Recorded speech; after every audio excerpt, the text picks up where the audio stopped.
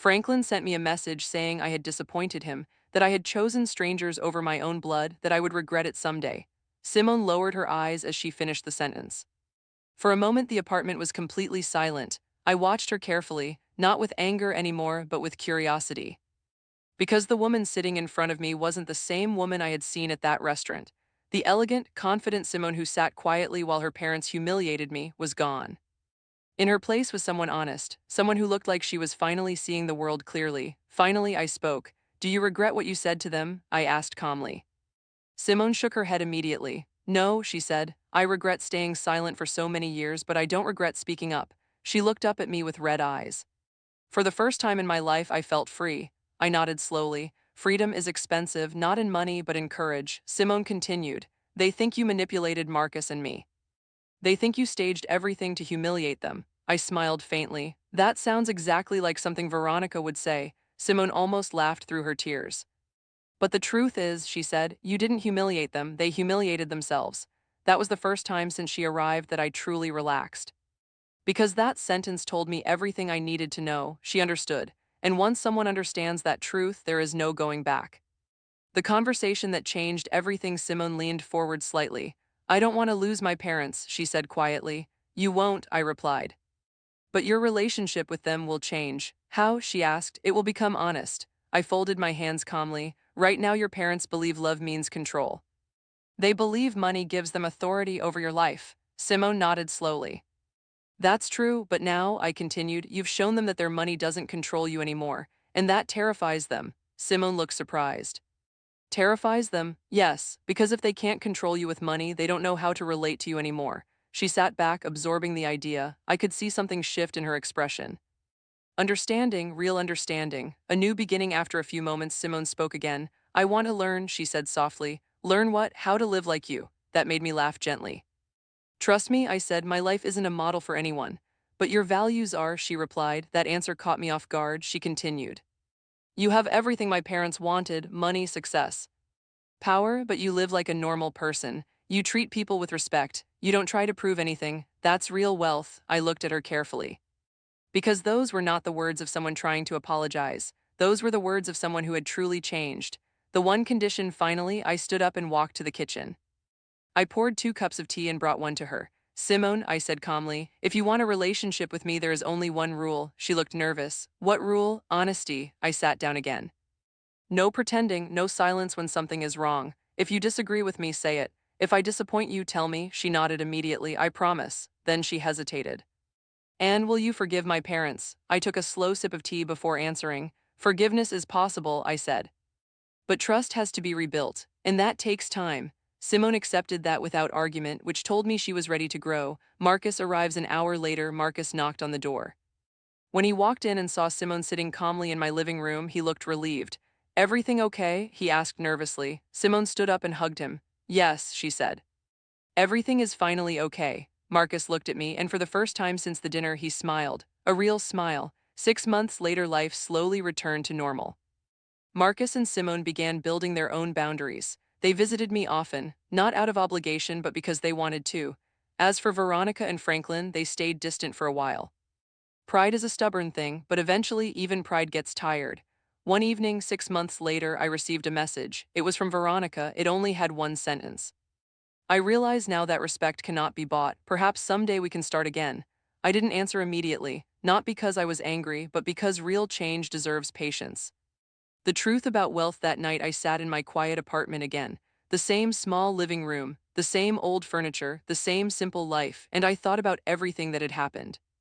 People often believe wealth is about numbers, bank accounts, properties, luxury, but they're wrong. Real wealth is something else entirely. It's the freedom to live without pretending, the courage to speak the truth, and the peace of knowing who you really are, because in the end, money can buy almost everything, except character, except dignity, and accept the respect of the people who truly matter. And that is the story my son Marcus will never forget. She paused for a moment, then looked at me quietly. "And you know what's strange?" she said softly. "I don't feel bad anymore." She took a slow breath. "I actually feel free." I nodded gently. "That's a good sign," I told her. "It means you made the right decision." Simone lowered her eyes and then slowly nodded. "Marcus and I finally set boundaries," she explained. "We told them they can still be part of our lives, but only if they respect us." She paused again, choosing her words carefully. They have to respect our decisions. They have to stop trying to control us with money or emotional pressure. Her voice grew stronger. And if they can't do that, then they'll have to accept a distant relationship with us. I looked at her calmly. And how did they react? I asked. Simone gave a small, tired smile.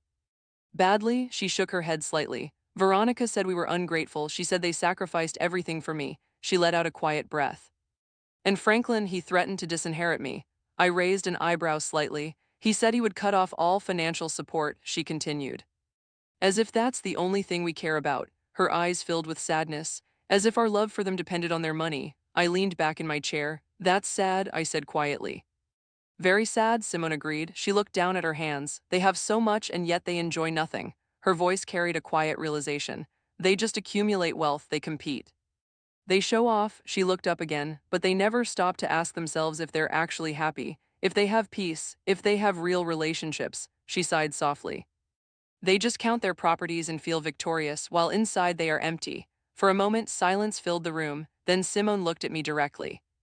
Mother-in-law, I want to ask you something. I smiled kindly. Go ahead. I want to learn from you. Her voice was sincere. I want you to teach me how to live with dignity, how to be rich without needing to prove it, how to find peace in the middle of chaos, how to be strong without becoming cruel. Her eyes softened. Because that night at the restaurant, I saw something in you that I had never seen in my parents. She paused. I saw class, I saw real power, I saw a woman who didn't need to raise her voice to be respected. I smiled gently. Simone, I said softly, I can't teach you those things. She looked surprised. Why not? Because those lessons aren't taught, I replied.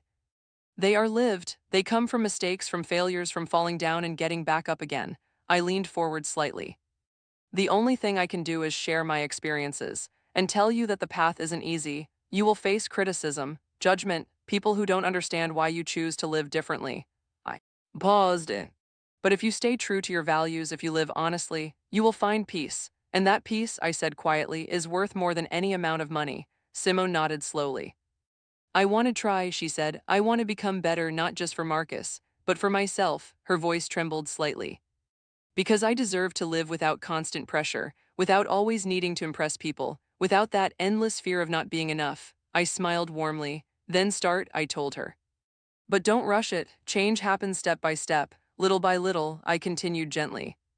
Start by questioning your habits, your purchases, your motivations. Before every decision, ask yourself one question. She leaned forward. What question? I smiled. Is this truly for me, or is it just for appearances? Does this bring me peace, or only attention? Simone nodded thoughtfully, as if saving every word in her mind. Then she asked quietly, and my parents, do you think they will ever change? I looked at her honestly. I don't know, she waited. Real change requires something very difficult, I continued. What? The ability to recognize that you have a problem. I paused. And your parents don't believe they have one. They believe the world is wrong. They believe people are ungrateful. They believe they are the victims. I sighed softly. And until that belief changes, real change isn't possible. Simone lowered her eyes. But you can change, I added gently. You can break the cycle. She nodded firmly. I will, with Marcus' help. She looked at me again, and I hope with your guidance too. I smiled kindly. You don't need my guidance. She looked confused. You only need your inner compass, that quiet voice inside you that tells you what's right and what's wrong, the voice you ignored for years because you wanted to please your parents. I leaned forward. Listen to that voice, trust it, follow it. Simone wiped away the last tear from her cheek. Thank you, mother-in-law, she said softly. For your patience, for your honesty, and for not giving up on us. I shook my head gently. There's nothing to thank me for, but promise me one thing. She nodded immediately. What is it? When you have children someday, teach them the value of people, not the price of things. Teach them empathy, humility, kindness. I smiled. Those things cost nothing, but they are worth everything. Simone's voice became firm. I promise, with all my heart. We stood up and hugged, a real hug, warm, honest, no pretending. No masks, just two women connecting as human beings. An hour later, Simone left the apartment. She looked lighter, freer. Hope had returned to her eyes. I closed the door behind her and walked back into my living room. I sat down on the sofa and looked around my simple apartment, and I smiled because this was enough, this quiet space. This honest life, these real relationships. I never needed more than this. Just then my phone vibrated. It was a message from Marcus. Mom. Simone told me about her visit. Thank you for welcoming her, for listening to her, for giving her a chance. I love you more than words can express. I smiled and replied with a simple message. I love you too, son, always. I put the phone down and walked toward the window. Outside, the sunset painted the sky with orange and pink colors. And in that moment, I understood something important. Real wealth is not about how much you have, it's about how much peace you feel, how much you appreciate what you already have. How many genuine people surround you, how many times you can look in the mirror and feel proud of who you are. Veronica and Franklin had millions, but I had something else: peace, authenticity, and the pure love of my son, and that made me far richer than they would ever be. From that day forward, I never pretended to be poor again. I didn't need to, I had learned what I needed to learn.